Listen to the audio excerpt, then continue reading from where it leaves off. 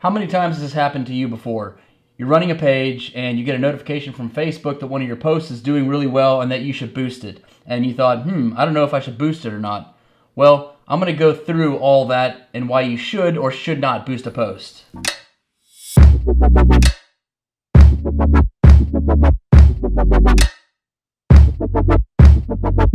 Okay, so if you're ever wondering, should I boost this post or should I just run an ad for it? Or if you're really green and you just don't even know what to do and Facebook's sending you a notification saying, hey, Andrew, this post is doing 85% better than all of your other posts. You should consider boosting it.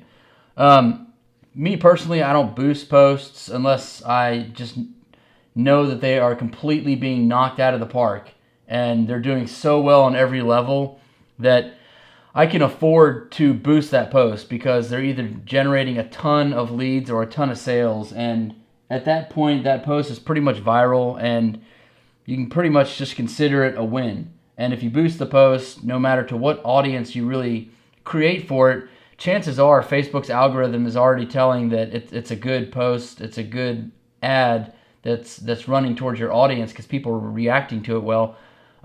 Because if you've got the pixel installed on your website, Facebook then knows how many people are firing off that pixel on your add to carts, your wish lists, your sales page, your registration page, whatever. Facebook can tell how many people are coming from Facebook and firing off that pixel. So if you're doing really well on an ad or post, and it's just doing tremendously well, sure, why not? Why not throw some gasoline on the fire and try and see if you can't get some more sales or get some more leads out of it? But if you're new and you don't know really what you're doing, do not boost your post. Don't boost your post. The reason why is that, for one, you don't have a lot of options on the flexibility for the placement of the post. You can't really choose much in terms of where it's being placed on the, whether it's on Instagram or Facebook or Audience Network, whatever. You can't get really specific on it. And for another, you don't have much choice on the creative side of it. Whereas if you're just creating a regular post on Facebook ads, you can go in and you can change some stuff. You can add a call to action button and some other cool stuff. But, I'd say for like 90 to 95% of the situations out there, don't freaking boost your post. It is a total, I wouldn't say total waste, but it's such a waste of money because you're also not able to really tell the data that's coming through on it. Yeah, you can measure it a little bit, but if you're setting huge interests, like if I was going to try and sell a TV remote that's a universal remote for every TV out there, and I selected Sony, people who like Sony. I select people who like Vizio, people who like Panasonic. And while that boosted post might do awesome and it knocks it out of the park, I don't know what it is that I'm generating that really good traffic from, those really good conversions. I don't know where it's coming from. Is it coming from my Panasonic pool? Is it coming from the Sony audience? Is it coming from people who are on Vizio, on tablets? You just don't know, and you can't really exactly measure it. You can break down some of the placement by impression device in your Facebook ads, but in terms of breaking down the data on which audience is reacting really well, you really can't do anything when you're boosting a post. So that's why a lot of internet marketers like myself are just like, do not boost the post because of that. Because the whole point of running Facebook ads is so that you can get a really good ad, a badass ad, and it's doing so well for you. And you can go back to that ad and you can say, okay, well, I want to do this again. I want to duplicate some of the success that this ad had. So you go in and you go and start trying to tinker with your ad, and you notice that your audience, like, I don't really know who to target because I targeted such a massive amount of people through this boosted post. I don't really know, what did really well or what worked. And so, yeah, you got whatever it is that you wanted, sales or leads, but you're not really making any progress moving forward because you can't replicate that success and do it over and over and over again. So if let's say it was the Sony users who did badass, and that's the audience that really knocked it out of the park for you. that might just be the keyword of the day, and I'll start a keyword of the day, and we'll put it right there.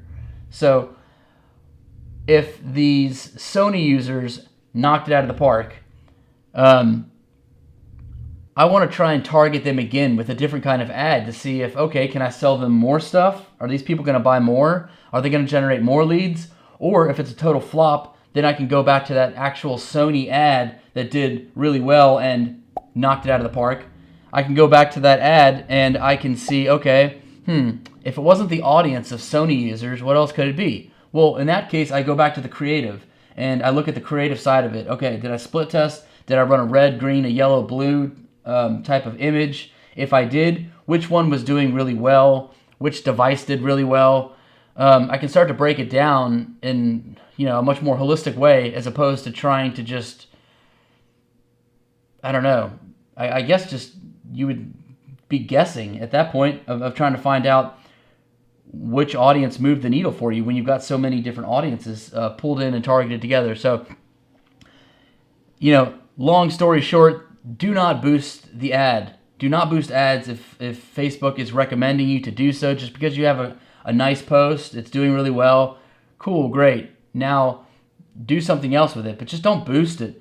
You can run an ad based off of that. So go into your Facebook and just run an ad based off of that, because you can tell the people are reacting well to whatever it is that you posted. So that's the good thing, is that when you put a post on your page and it does really well, better than the others, you can tell the people that see that are reacting well to it. So it's like, okay, maybe I should try and do something with this or with the idea of it and make some creative based off of it.